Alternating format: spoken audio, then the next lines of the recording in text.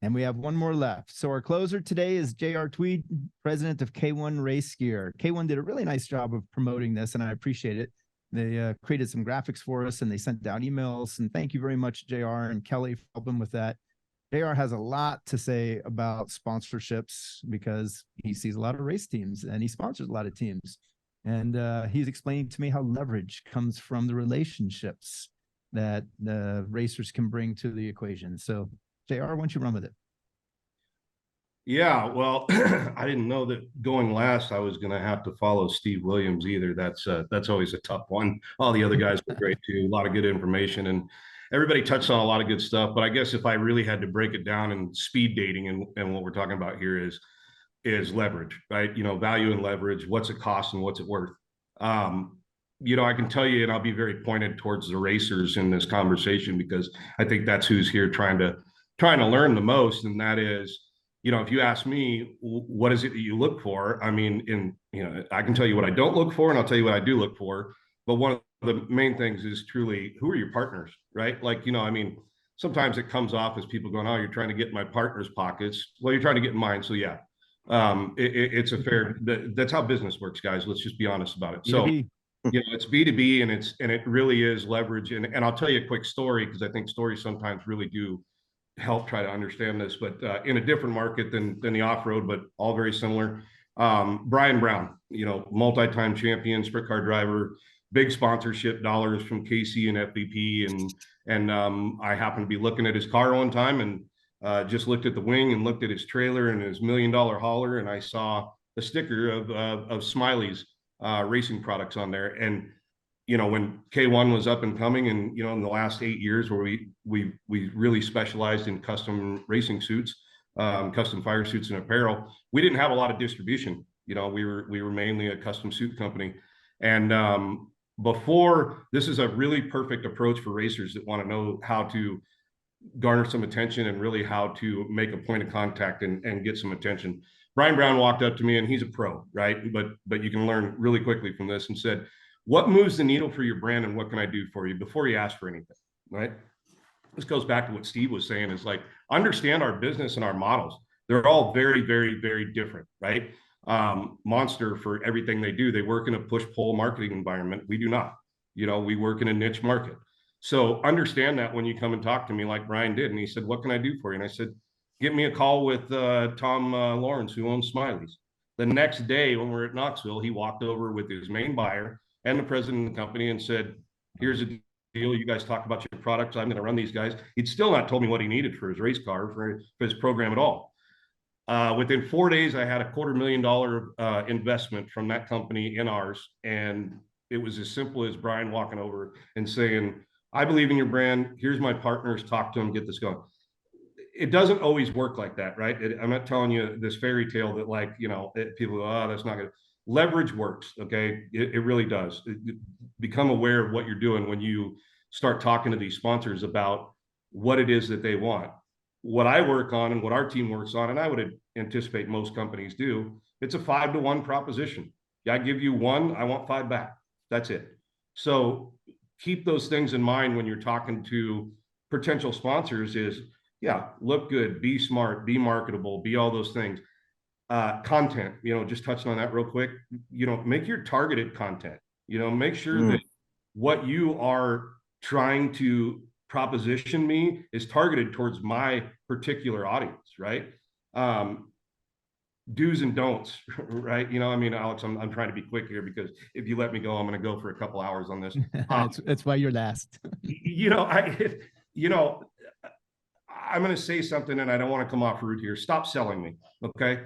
I'm the president of a company. I've been in this industry for 30 years. I got here because, like most of the other CEOs, presidents, and managers that are in here, we know how to sell. You know how to drive a race car, okay? Don't try to sell me. I can tell you right away what you're lacking in there. Come to me with some authenticity about your brand and about mine, and we'll work together. And what has worked when racers have come to you? What has been authentic in the past? Yeah, it's a great question. Like I said, if it comes from the social media side, make sure that it's targeted, right? So, using our brand recognition in a creative way. And I know that's, that can kind of be cliche, but really take your mind out of racing for a second and understand that what you're talking about when you're talking to JR or Jacob or Kelly, who works for me, and my entire team, is like, we build products that provide safety and keep you from dying and burn, right? So how can you utilize that and leverage it with your partners, or how can you use it to grab your audience? When you come to me and say, I got 250 to 500,000 followers, I mean, I'll be honest with you, I don't look at that a whole lot. What do you look for? I look for targeted responses. You know, I look for people that are, you know, like I said, if Brian can come to me and say, you know, we're going to do a campaign with your gloves and your suits, and we're going to work with Tom from Smiley's and Doug and his crew at Speedway Motors to proposition people to purchase safety gear or do a safety seminar. Great, that's what I'm looking for. I'm not looking for the push pull here. I'm going to get you, you know, 6,000 likes today. It's not that it doesn't have value for me. It doesn't have as much value for me as it does for Monster Energy or Red Bull or any of the people that play in that space. And, you know, when you and I were speaking casually just off the record, you said something that's really key that we haven't touched on any of the sessions today about that, but the market's changed. The way that we buy has changed. The way that we pay has changed. The way that we consume media has changed. Everything's changed from 20 years ago. So sponsorships have changed. And what's the best approach now in the new era that we're in for a racer to adapt to that change and represent K1 race gear?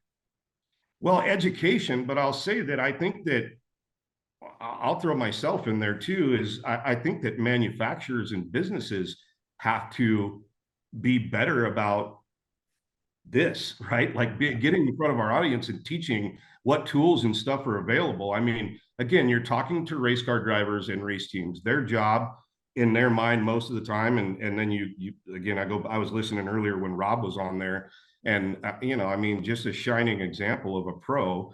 And Caden is that they're talking about doing extra credit. They're not. They're doing the job, right? Like that is what you should be modeling yourself after, is the extra credit, is understanding the tools and the segments that are out there. I mean, AI, for example, you know, I mean, pretty soon we're all going to be using it if we're not already. There you go. You know, if you really want to target your sponsors, there are AI programs out there that will literally write a deck that is pointed towards race gear or for tires or for shocks.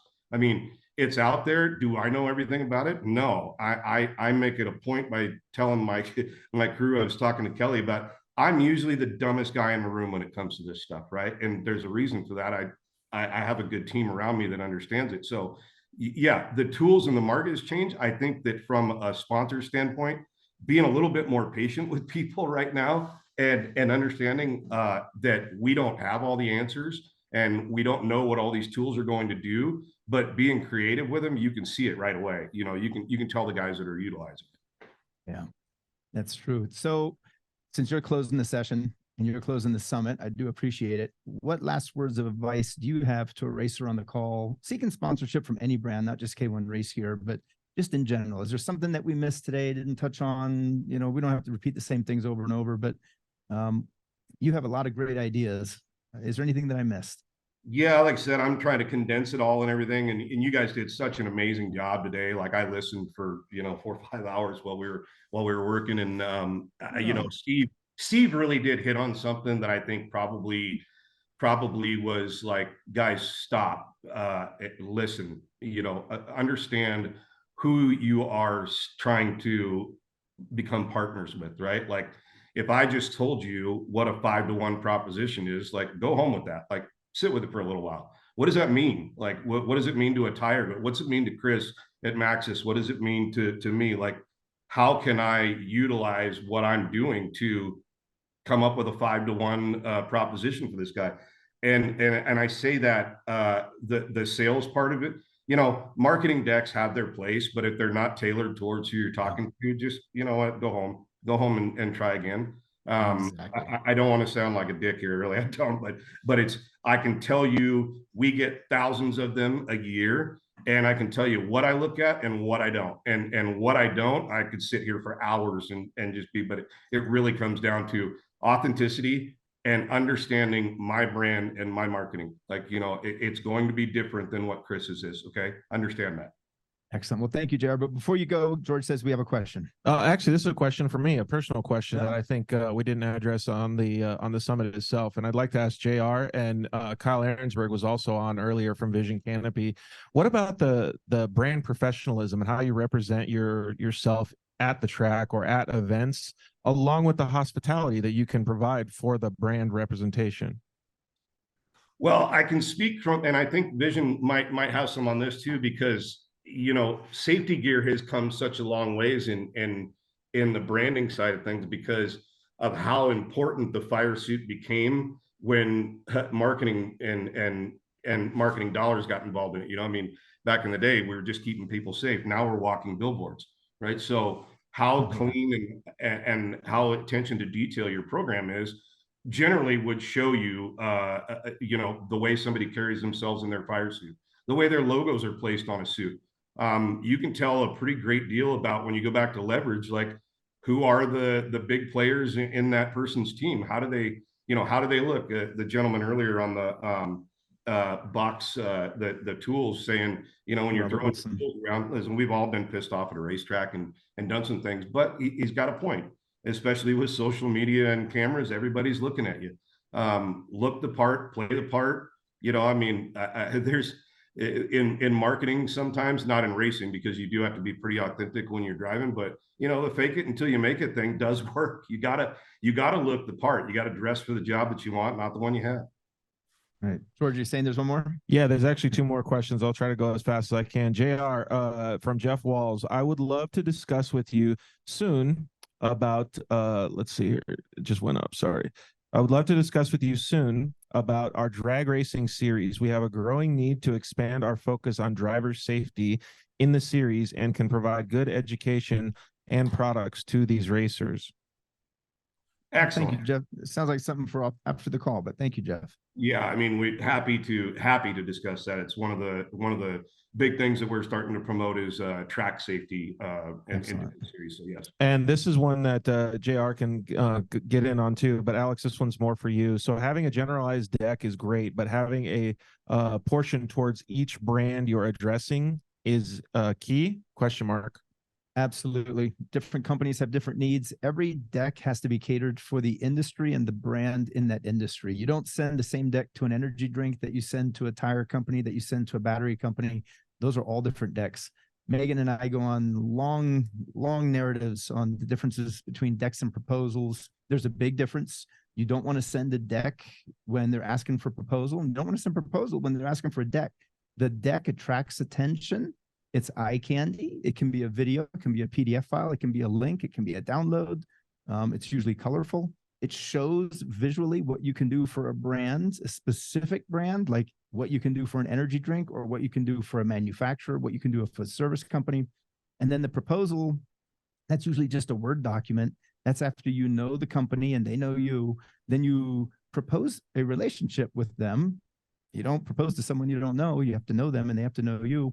And that proposal is usually a Word doc that lists the deliverables of what you're going to give in exchange for a product or money or media, how you're going to represent. And the proposal is often cut and pasted into a Schedule A in a contract. So that it has to be very specific and you have to be able to fulfill that. So yes, good question. Thank you. Thank you, everybody. JR, thanks for closing us. It's appreciate all the marketing that you helped with this, getting people on the call. No, great job. Getting hand signals from a few people. I'm not sure what they're saying, but 5 o'clock happy hour. Come on over. If you're in the area, come over to the /X. We're going to have some networking and cocktails now. We're going to have a little happy hour. Woohoo. But before we end, think about what we learned today. We heard the word partnership many times. It's not about sponsorship. It's not about what can you do for me and help my race team, but it's about what can I do to help you and your brand.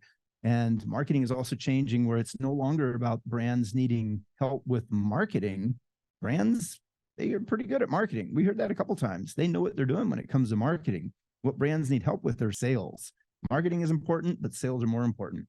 And we're in an interesting world where many people can sell for many other people. You can be an affiliate of many different companies and earn an income that way, as well as representing them. So times are changing. Social media is changing. The way that we present ourselves is changing, and the opportunities within racing are changing. You can create value many ways, but you don't have to race to create value. It's a great way. Rob has proven that. Rob and Johnny, for 20, 30 years, they created a lot of value for sponsors. They made careers out of it. If you want to make a career out of racing, you just have to create value. And we're seeing through guys like Blake, you can create value through media going viral.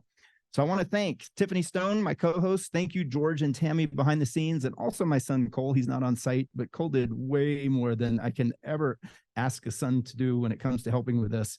He's the tech expert with all this stuff. Thank you to the Lynn family.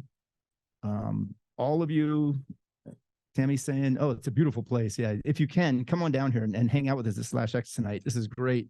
And then finally, thank you to Matt at the California 300. Thank you for putting on an awesome event. We're looking forward to this weekend. This is really cool. We'll see you at PRI at the next summit. Go to sponsorshipsummits.com for more info on the schedule. Sponsorshipsummits.com. All right.